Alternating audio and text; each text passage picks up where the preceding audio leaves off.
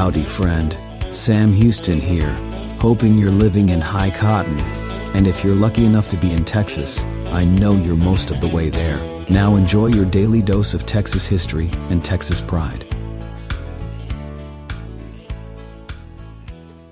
Howdy, friend. Welcome back to the Feed Bandit podcast and your Texas History Roundup for January 18th.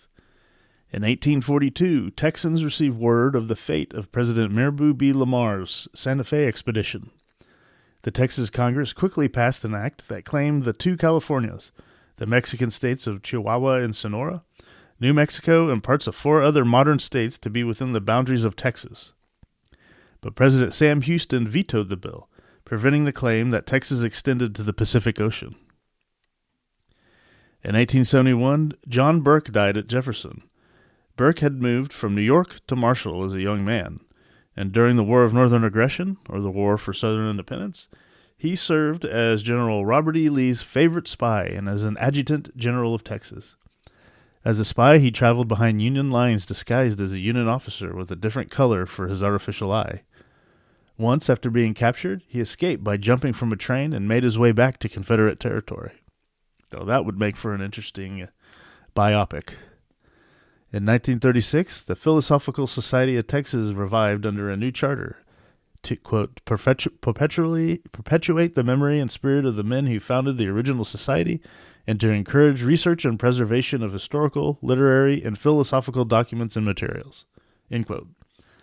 It had been established originally in 1837, but had become inactive by 1845.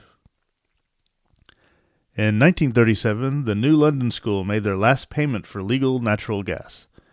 A disastrous explosion, which devastated the school and killed many students, occurred exactly 2 months later.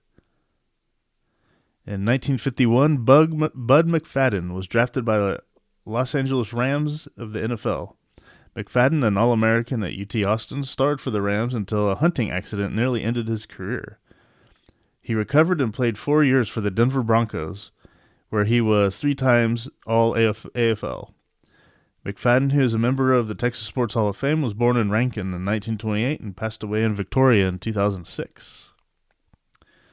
And finally, in 1971, the Sharpstown bank scandal broke when the Federal Trade Commission filed suit in Dallas federal court alleging stock fraud against former Democratic Texas Attorney General Attorney